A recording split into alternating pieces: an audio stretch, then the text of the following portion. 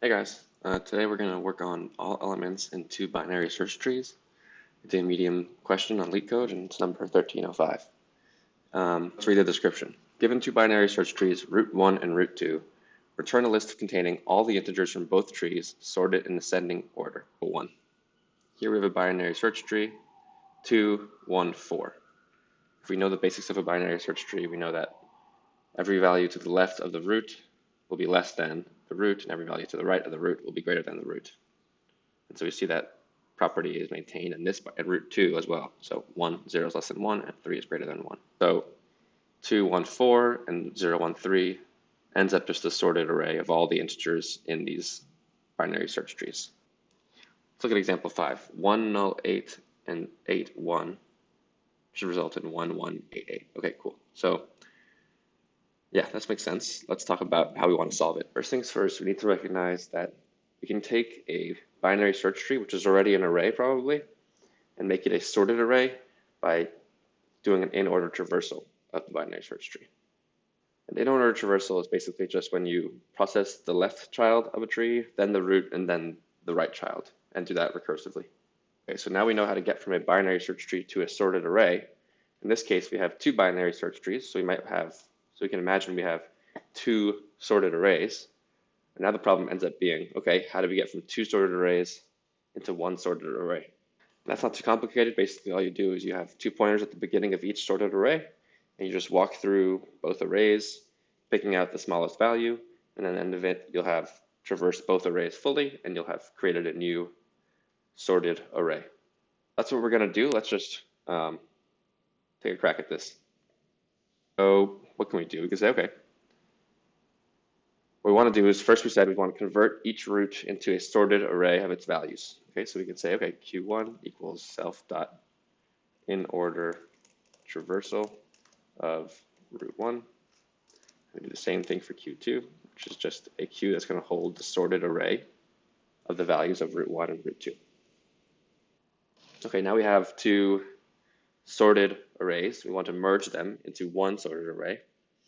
And let's do that. So return self.merge sorted arrays. It's going to take Q1 and Q2. So if we have these two helper functions, in-order traversal and merge sorted arrays, we will hopefully get our answer if our solution is correct.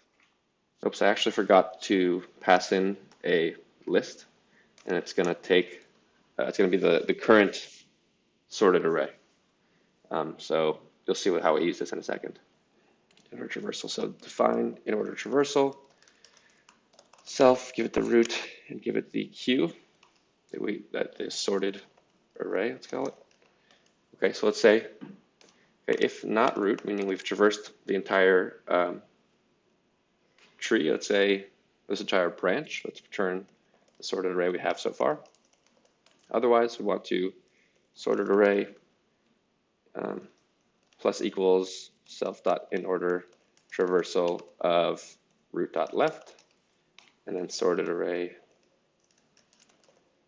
dot append root.val, and then sorted array plus equals self dot in-order traversal of root.right. So here we're saying traverse all the way down the left branch as far left as you can go. Then, once you can't go any further, append the value at the root, and then go right. And then once you're right, consider left, left, left, and then root, and then right. And then keep doing that until you've worked your way down across the whole tree. And at the end of it, we want to return sorted array.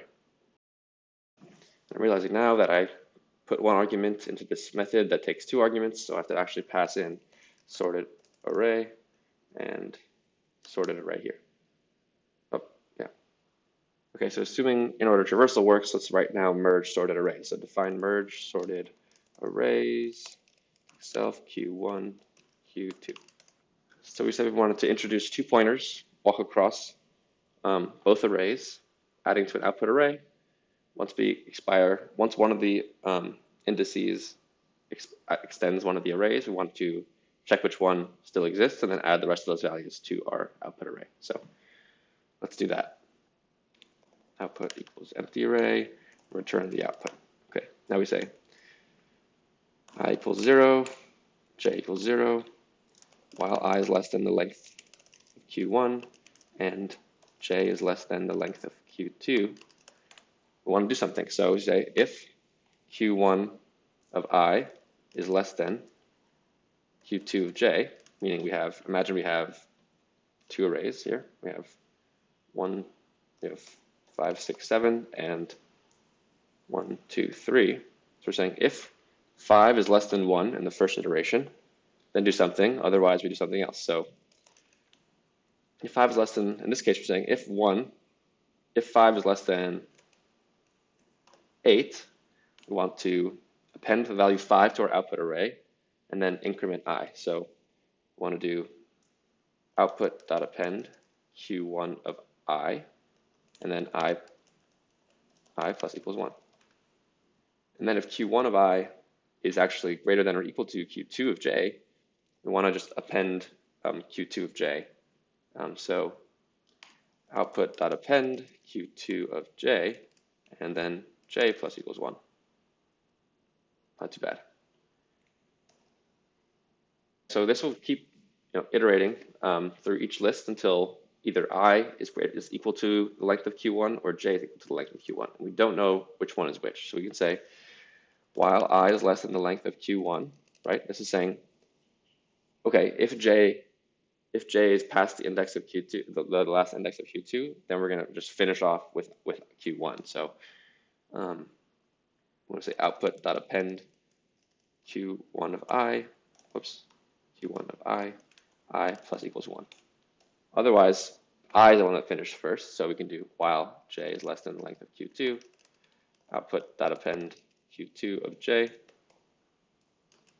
and then j plus equals 1. At this point, j and I will equal the length of Q1 and Q2, meaning we've traversed both sorted arrays and added to the output when we can. So here we just press return output. I'm going to get rid of this comment. And, oh, I actually already wrote that, so let's clean that up. Yeah, this looks good. Let's just do one last check. So we have two binary search trees, convert it into a sorted array for each of them, and then merge the sorted arrays. That makes sense. So this looks like it's good, and this looks like it's good. So let's run it, see what happens.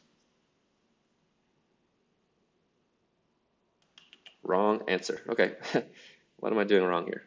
Let's look. All right, we have too many values in this even to work with, so I doubt that we're iterating over the same things twice here. So let's just look at Inorder Traversal. So, oh yeah, okay. So in each of these, we're going to return the sorted array, the next best, our understanding of the sorted array up to this point.